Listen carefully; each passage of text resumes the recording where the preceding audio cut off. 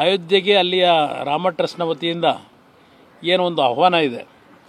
ನಾಳೆ ದಿನ ಏನೋ ಒಂದು ಪ್ರಾಣ ಪ್ರತಿಷ್ಠಾಪನಾ ಕಾರ್ಯಕ್ರಮ ಇದೆ, ರಾಮನ ಪ್ರಾಣ ಪ್ರತಿಷ್ಠಾಪನೆಯ ಕಾರ್ಯಕ್ರಮ. ಅದರಲ್ಲಿ ಭಾಗವಹಿಸ್ತಾ ಇದ್ದೇವೆ. ಭಾಗವಹಿಸಿ ದೇವರ ದರ್ಶನವನ್ನು ಪಡೆದು ಬರ್ತೇವೆ. ಇವತ್ತು ನಾಡಿನ ಜನತೆಯಲ್ಲಿ ಆ ಭಾವನೆ ಇದೆ.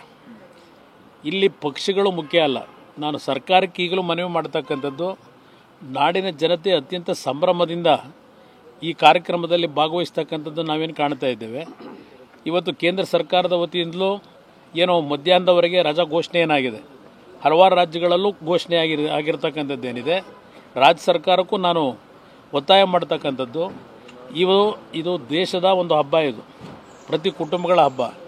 ಇದಕ್ಕೆ ಪ್ರತಿಯೊಂದು ಕುಟುಂಬಗಳು ಭಾಗಿಗಳಾಗಿ ಆ ನಾಳೆಯ ಅತ್ಯುತ್ತಮವಾದಂಥ ಧಾರ್ಮಿಕ ಕಾರ್ಯಕ್ರಮವನ್ನು ಖುದ್ದು ನೋಡ್ತಕ್ಕಂಥದ್ದಕ್ಕೆ ಅವಕಾಶ ಕೊಡೋದು, ರಜಾ ಕೊಡೋದ್ರ ಮುಖಾಂತರ ಒಳ್ಳೆಯದು ಅನ್ನೋದು ನನ್ನ ಅಭಿಪ್ರಾಯ.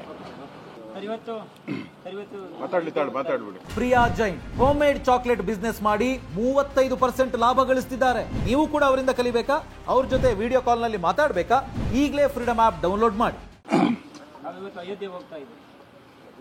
ಅಯೋಧ್ಯೆಗೆ ಅಲ್ಲಿಯ ರಾಮ ಟ್ರಸ್ಟ್ನ ವತಿಯಿಂದ ಏನೋ ಒಂದು ಆಹ್ವಾನ ಇದೆ. ನಾಳೆ ದಿನ ಏನೋ ಒಂದು ಪ್ರಾಣ ಪ್ರತಿಷ್ಠಾಪನಾ ಕಾರ್ಯಕ್ರಮ ಇದೆ, ರಾಮನ ಪ್ರಾಣ ಪ್ರತಿಷ್ಠಾಪನೆಯ ಕಾರ್ಯಕ್ರಮ. ಅದರಲ್ಲಿ ಭಾಗವಹಿಸ್ತಾ ಇದ್ದೇವೆ. ಭಾಗವಹಿಸಿ ದೇವರ ದರ್ಶನವನ್ನು ಪಡೆದು ಬರ್ತೇವೆ. ಇವತ್ತು ನಾಡಿನ ಜನತೆಯಲ್ಲಿ ಆ ಭಾವನೆ ಇದೆ.